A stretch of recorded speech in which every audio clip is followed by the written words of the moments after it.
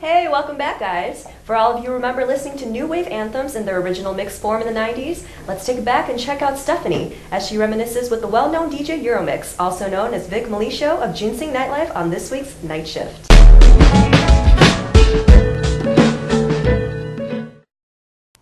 Hey, what's up? I'm here with the notorious VIC, Vic Melecio. This is the face behind DJ Euromix back in the 90s when they were cassette tapes. I can't believe you pulled those out of the... I know, I had to find them. So tell us, Vic, how did you get started becoming a DJ? That was like out of high school. I mean, there's not a whole lot of cool things you can do. Or not even high school, grade school, I mean. So how old were you? 12, 13. 12, 13. Wow, that's amazing. Did you teach yourself? Yeah, pretty much. You know where the two turntables are in the fader, and you kind of figure it out. It's not, it's not too hard. I don't think I was necessarily like the best DJ in the world, especially when I was I'd be in the stores alongside Bad Boy Bill, like all throughout the 90s, and great Chicago DJs, and so it's pretty humbling. What made you decide on New Wave and Euro? Oh, that was just the love of the music. So I mean, it was really out of just this is what I'm playing because it's what I'm listening to. And so as new things came out, I mean, really the people that had it first were the DJs because, we'd be in the stores and whatnot. So, nothing better you can do other than, mix the stuff you love and people will react to it well. How did you get into stores? Like you had your own label? Back in the day, you pretty much just walk into the stores and, and hustled. There were a lot more record stores back then than now. All the DJs went to all the record stores and facilitated like the mixtape genre back then. Okay, so you started Ginseng. I tend to start like businesses or things that I'm doing that kind of align themselves with other things just to leverage each other. There's about 5 or 6 years where I was doing both, and I mean I still love to DJ, so really the party's just gave me an excuse to actually come out and get on the tables live. After high school, you went to college. Where'd you go? Oh, Northwestern. There's a 10-year gap where I ran a print house and design shop right out of college, and that again kind of went hand in hand because I was working with all the nightclubs. And so then Ginseng, it's been going on for about 17 years now. I'm wearing your T-shirt. You're promoting Go Green this month. What explain to the people about what this shirt means? You see the girl drinking from the bottle, which is kind of a signature move that we've been doing. We're saving the shot glasses. Clubs repurchase an enormous amount of glasses because they break and whatnot, and that was the parody. Okay, so tell us about the 17 years. We're a promoter-driven nightclub industry now, where back then we were pretty much an owner-driven. A couple owners would open up spots, and those were the two hot spots you'd go to.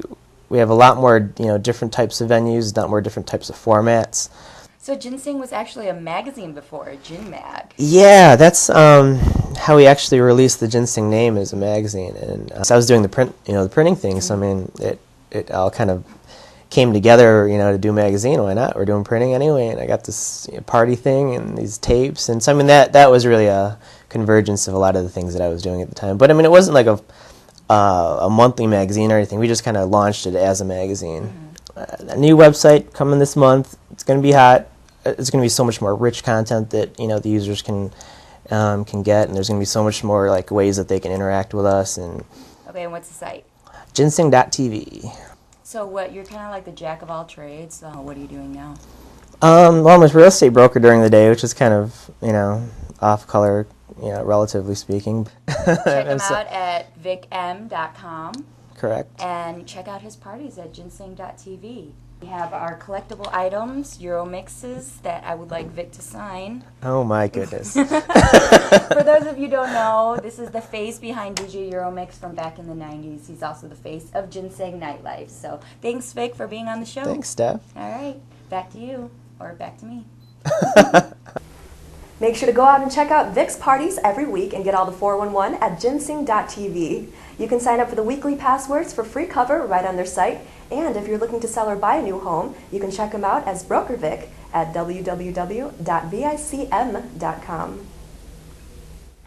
In a sticky situation, forward, high kick might work if you're in the world of Mortal Kombat. But since we're not, you might want to look into something a little more practical. Christine and Connie visit Extreme Kung Fu and check out all the high-flying martial arts they have to offer.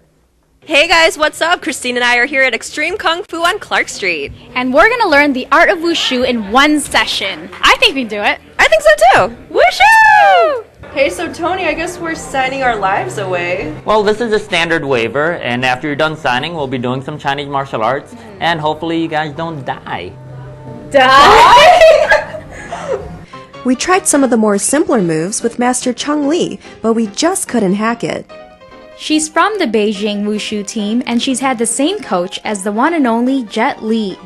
Yeah. Okay, good.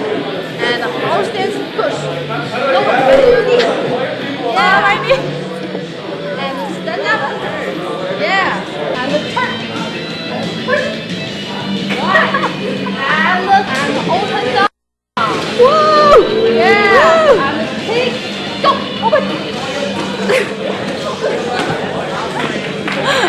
All right, Tony, you better answer this question fast because I'm going to get kicked soon. So what makes Wushu so cool? What makes Jet Li want to practice it? Oh, there are many different reasons why Jet Li does Chinese Wushu. It's part of the Chinese culture. It's part of Chinese heritage. You learn how to punch, kick, grapple, throw. You learn how to defend yourself. But especially with competitive Wushu, you become faster, you become more flexible, you become more confident. There are many different reasons to do Wushu. It deals with a lot about theory. If you actually look into Wushu, so much is actually lost in translation.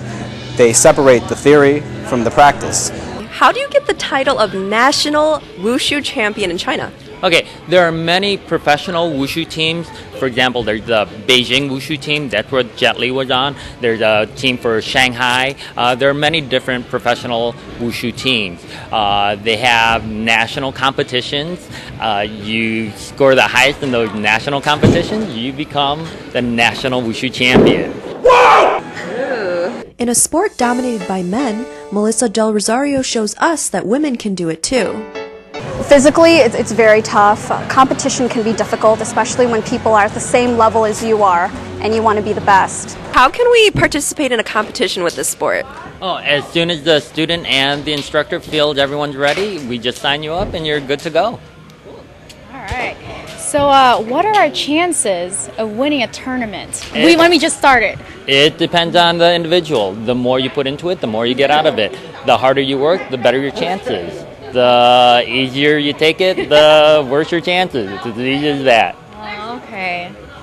I don't think so. As they say, practice makes perfect, but in our case, we couldn't even keep up with the class. All right, guys, that's it for tonight. We learned all we could in one session of Wushu. All right, and let's go get that ice cream that we've been talking about while we've been practicing. Let's. This is Connie Lee. And this is Christine Ostel for the Slant. See you guys later.